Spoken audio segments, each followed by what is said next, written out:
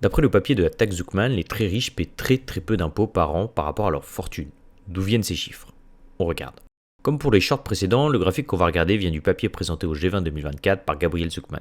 Sur ce graphique, on voit la taxation des plus riches, ici les milliardaires, en pourcent de leur fortune pour plusieurs pays.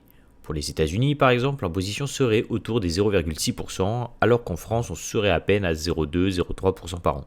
Pourquoi si peu de taxation? Pour comprendre ça, il faut détailler ce qu'est la fortune et le calcul de Gabriel Zuckman. Pour comprendre ce qu'est la fortune dans le papier de Zuckman, on va regarder ce graphique qui vient de l'étude de l'Institut des politiques publiques qu'on a déjà vu au début de la série sur la taxe Zuckman.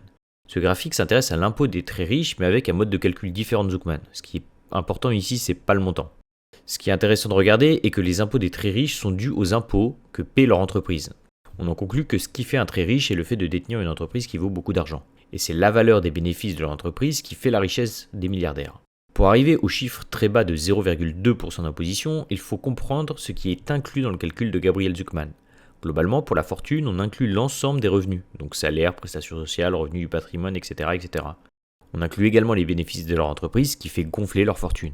Niveau imposition, on inclut l'ensemble des impôts personnels, donc impôts sur le revenu, ISF, le prélèvement forfaitaire unique, mais le calcul n'inclut pas l'impôt que paie la société que le riche détient.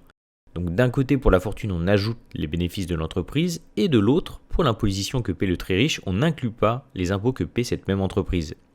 Or ce qui fait un très riche, on l'a vu, c'est son entreprise pas ses revenus personnels. C'est pour ça qu'on a un résultat d'imposition très bas.